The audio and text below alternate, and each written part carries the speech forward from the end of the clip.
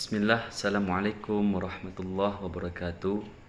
Alhamdulillahirabbil alamin wa bihi nasta'inu ala umuruddin waddin. Wassalatu wassalamu ala asrafil anbiya'i wal mursalin wa ala alihi wa ashabihi ajma'in. Amma ba'du. Allahumma salli ala sayyidina Muhammad wa ala ali sayyidina Muhammad.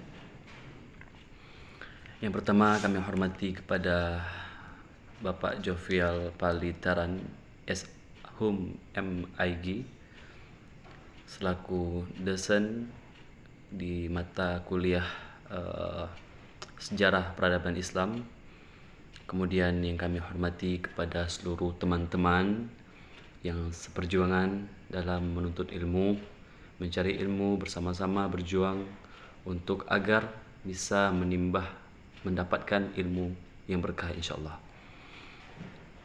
Nama saya Muhammad Raju Hanindra Mubarak.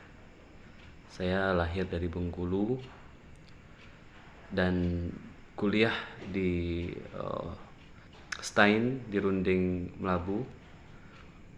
Maksud kami membuat video ini yaitu untuk memenuhi tugas perkuliahan kami yang harus mempresentasikan makalah yang sudah kami buat. Maka di kesempatan kali ini mohon izinkan kami untuk menyampaikan makalah kami yang berjudul Dinasti Abbasiyah dan Perang Salib. Baik, poin pertama adalah sejarah dinasti Abbasiyah. Nama dinasti Abbasiyah diambil dari nama salah seorang paman Nabi Muhammad SAW, yakni Al-Abbas bin Abdul Muttalib bin Hashim. Maka dari itu, Bani Abbasiyah merasa lebih berhak daripada Bani Umayyah atas kekhalifahan Islam. Mengapa mereka merasa lebih berhak daripada Bani Umayyah? Karena mereka adalah cabang dari Bani Hashim yang secara nasab merupakan keturunan yang lebih dekat dengan Nabi Muhammad sallallahu alaihi wasallam. Terdapat 3 poros utama yang merupakan pusat kegiatan.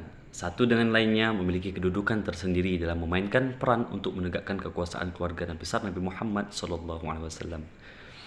Kemudian teman-teman, Abbas bin Abdul Muttalib, dari nama Al-Abbas inilah nama itu disandarkan pada 3 tempat. Apa 3 tempat itu? 3 tempat itu adalah Humaimah, Kufah dan Khursan. Kemudian teman-teman, pembahasan yang berikutnya adalah pembentukan pemerintahan Abbasiyah. Sejak Umar, khalifah ke-8 dari Daulah Umayyah naik tahta, telah muncul gerakan oposisi yang hendak menumbangkan daulah tersebut, yang langsung dipimpin oleh Ali bin Abdullah. Siapa beliau? Cucu Abbas bin Abdul Muttalib, paman Nabi Muhammad SAW, dari kelompok Sunni. Kelompok Sunni ini berhasil menjalani kerjasama dengan kelompok Syiah karena mereka sama-sama keturunan Bani Hashim. Kedua kelompok tadi juga menjalin kerjasama dengan orang-orang Persia. Kenapa mereka bekerja sama dengan orang Persia? Karena orang-orang Persia dinaktirkan oleh Daulah Umayyah baik secara politik, ekonomi maupun sosial. Padahal teman-teman, mereka sudah lebih dahulu memiliki peradaban maju. Tujuan aliansi dah menegakkan kepimpinan Bani Hashim dengan merebutnya dari tangan Bani Umayyah. Untuk mencapai tujuan itu, berbagai kelemahan Daulah Umayyah mereka memanfaatkan sebaik-baiknya. Mereka melantik dan menyebar para propagandis. Para propagandis terutama untuk daerah-daerah yang penduduknya mayoritas bukan orang Arab, mayoritasnya bukan memang orang Arab. Tema propagandis ada 2. Pertama, al-musawwah atau persamaan kedudukan. Dan yang kedua, al-islah, perbaikan. Artinya, kembali kepada ajaran Al-Quran dan hadis. Kemudian, tema pertama amat menarik di kalangan Muslim non-Arab. Karena mereka selama dinaktirkan oleh Daulah Umayyah, baik secara politik, sosial, dan ekonomi. Sedangkan tema kedua menarik di kalangan banyak ulama Sunni, karena Daulah Umayyah telah menyimpang dari Al-Quran dan Sunnah Nabi. Kemudian teman-teman, yaitu pembahasan yang berikutnya, sejarah Daulah Abbasiyah dan Perang Salib. Perang Salib, apa itu Perang Salib? Perang salib adalah perang keagamaan yang berlangsung selama hampir 2 abad. Ya, 2 abad sebagai reaksi orang-orang Kristen di Eropa terhadap umat Islam di Asia yang dianggap sebagai pihak penyerang karena sejak tahun 632 Masehi hingga pada saat itu masa pemerintahan Abu Bakar sampai meletusnya perang salib sejumlah kota-kota penting di tempat suci umat Kristen. Kemudian faktor kedua yaitu faktor politik. Kekalahan Bizantium di Manzikert pada tahun 1071 Masehi dan jatuhnya Asia Kecil ke dalam kekuasaan dinasti Saljuk yang telah mendorong Kaisar Alexius I Komnenos untuk meminta bantuan kepada Paus Urbanus II dalam usahanya untuk mengembalikan kekuasaannya di daerah-daerah penduduk dinasti Saljuk. Kemudian faktor yang ketiga yaitu faktor tentang sosial ekonomi. Perdagangan-perdagangan besar yang berada di pantai timur laut, ya, pantai timur laut tengah, terutama yang berada di kota Venezia, Genoa, dan Pisa, mereka berambisi untuk menguasai sejumlah kota-kota dagang di sepanjang pantai timur dan selatan laut tengah.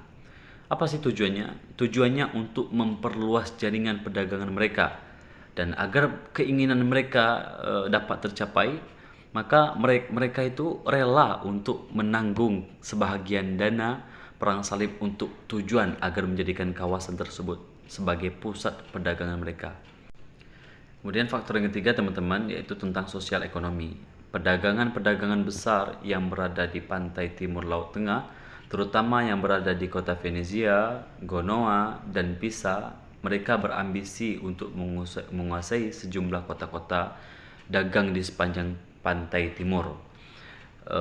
Tujuannya apa sih? Tentu ada tujuan. Tujuannya adalah untuk memperluas jaringan perdagangan, ya, dan agar keinginan mereka itu dapat tercapai, maka mereka rela untuk menanggung sebahagian dana perang salib dengan tujuan agar menjadikan kawasan yang dimaksud, ya, kawasan yang mereka ingin kuasai sebagai pusat perdagangan mereka.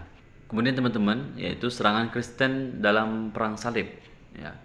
Periode serangan Kristen ini disebut gerakan gerombolan rakyat jelata yang tidak memiliki kemampuan berperang, ya, tidak berdisiplin dan tidak memiliki persiapan yang matang, ya.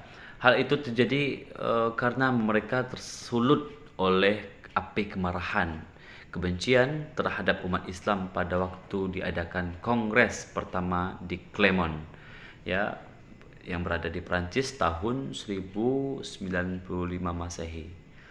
Sekian yang bisa saya sampaikan. Bila ada kekurangan, kesalahan dalam penyampaian saya mohon maaf yang sebesar-besarnya dan mohon koreksi saran teman-teman, karena kami sama seperti teman-teman juga karena masih dalam masa belajar. Saya ucapkan terima kasih atas perhatiannya. Assalamualaikum warahmatullahi wabarakatuh.